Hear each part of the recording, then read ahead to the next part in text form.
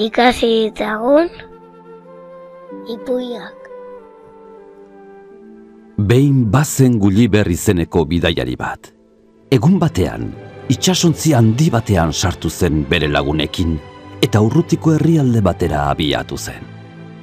Egun asko pasatu ziren, eta Gulliverren itsasontzia kostaldetik urrun zegoen. Orduan, itsasoa oso haserre jarri zen, eta itsasontzia ondoratu egin zen. Gulliverrek itsasora salto egin zuen, eta uretan zegoela bere lagunen bila hasi zen. Lagunak! Non zaudete? Lagunak! Inork ez zion erantzun. Ito egin ote ziren bere lagunak? Salbamenduko txalupetan sartu eta salbatu ote ziren? Nork daki. Gulliver bakarrik zegoen eta ez zekien zer egin. Beraz, igerian hasi zen.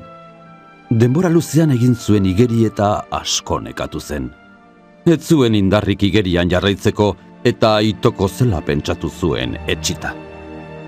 Baina orduan, uharte bat ikusi zuen eta azkeneko indarrak ateraz haraino joan zen. Hondartza batera iritsi zen eta leher eginda zegoenez lo geratu zen berehala. Esnatu zenean, zerbait gertatu zitzaiola konturatu zen. Ezin naiz mugitu, esan zuen izututa. Halaxe zen. Hankak, besoak eta gorputz osoa sokaz lotuta zituen. Azkura sentitzen zuen gorputzean. Inurriak ditut gorputz osoan, pentsatu zuen. Baina, ez ziren inurriak, gizaki txiki batzuk ziren. Gulliver indarka hasi zen bere burua askatzeko. Baina milaka gizaki txiki zituen inguruan eta jostorratzen tamainako geziak botatzen zizkioten. Ai! Min ematen didazuela? Kexatu zen Gulliver. Ba, geldi egon? Agindu zion gizaki txiki haietako batek. Hori, egon geldi! Errepikatu zuen beste batek. Gero, beste gizaki txiki bat egurrezko aldamio batera igo zen eta garrasika hitz egin zion. Aizu, gizon handi mandi! Entzun ongi! Hori, entzun ongi, gizon handi mandi! Errepikatu zuten milaka ahotsek batera. Hitz egiteko modu xelebrea zuten gizaki txiki haiek. Batek esandakoa guztiek errepikatzen zuten. Erregeak hizketan jarraitu zuen. Hau Liliput da, tani naiz hemengo erregea. Askatzea nahi baduzu, gure laguna izan behar duzu. Hori, gure laguna izan behar duzu, askatzea nahi baduzu. Errepikatu zuten berriro milaka ahotsek batera. Erregea haserretzen hasi zen. Etzazu errepikatu nik esandako guztia, kontxo! Eta isiltasuna egin zen. Erregeak hitza hartu zuen berriro.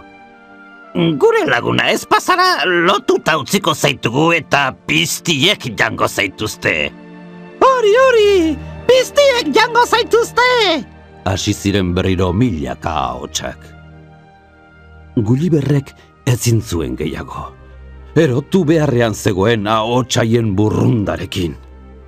Ondo da!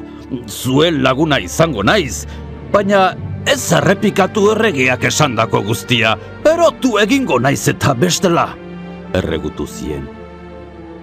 Gizaki txiki haiek askatu egin zuten azkenean, eta Gulliverrek jatekoa eta edatekoa eskatu zizkien oso gosetuta zegoelako. Bai, ekarriko dizugu asetzeko baina, esan zuen erregeak.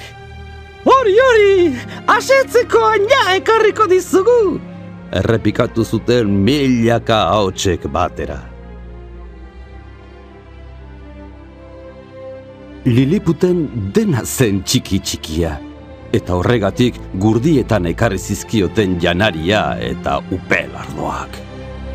Eta Gulliverrek gizaki txikiaiek eraman zioten guztia jantzuen. Aizu, baina kontu zibilik zapaldu gabe, Esan zion gero erregeak. Hori, zapaldu gabe, ibili kontuz! Errepikatu zuten denek batera. Bai, kontu zibiliko naiz eta ibiliko naiz kontuz zuek zapaldu gabe. Esan zuen Gulliverrek. Bera ere, Liliputeko biztanle txikiak bezala hitz egiten hasi zen konturatu gabe. Gero erregeak esan zion. Aizu, mesede bat eskatu behar dizugu. Gu gerran gaude aurreko uartekoekin eta zuk lagundu ezkero erraz irabaziko genuke. Hori, erraz irabaziko genuke gerra zuk lagundu... Hasi ziren berriro denak batera.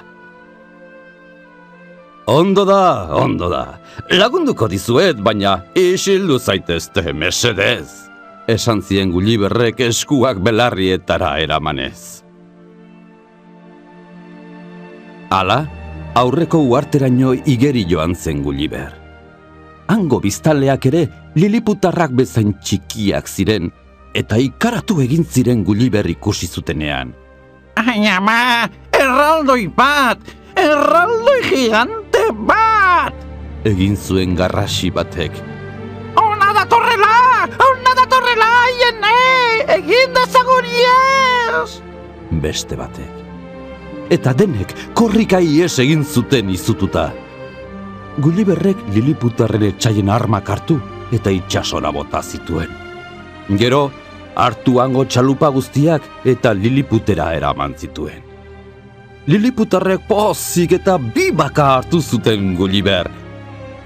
Gerra irabazi dugu! Esan zuen erregeak pozik. Biba Gulliver! Gora Gulliver! Irabazi dugu gerra! Gulliver gora! Gulliver biba! Entzun zen milaka hotsen oihartzuna. Gulliver ordea ez zegoen konforme. Ez esaten zuen buruarekin behin eta berriro. Ez eta ez. Ez duzue gerra irabazi. Bakea irabazi duzue. Orain, bakean bizitzeko aukera duzue. Hitza eman behar didazue, hemendik aurrera ez duzuela gerra gehiago egingo, eta bakean biziko zaretela. Eta Liliputarrek baietz esan zioten, handik aurrera bakean biziko zirela. Gero, eskerronez txalupa handi bat egin zioten Liliputar guztien artean eta janedariz goraino bete zuten. Erregeak aguritzak esan zizkion. Agur, laguna! Liliput beti egongo da zorretan zurekin. Isiltasuna egin zen. Oraingo honetan inork ez zituen errepikatu erregiaren hitzak, denak oso triste baitzeuden Gulliver bazijoalako. Eskerrik asko! Esan zien Gulliverrek. Eskerrik asko guztiarengatik. Beti gogoratuko naiz zuetaz. Agur eta ondo bizi! Eta hori esanez, arraunean hasi zen Gulliver eta Liliputetik urrundu zen.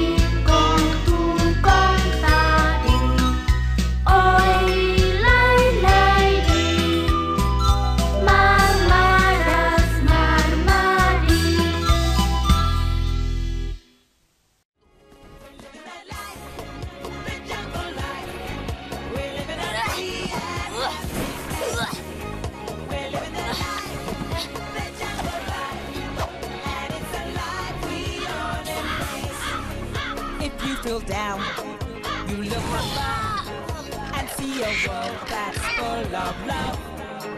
No beating heart can fail to see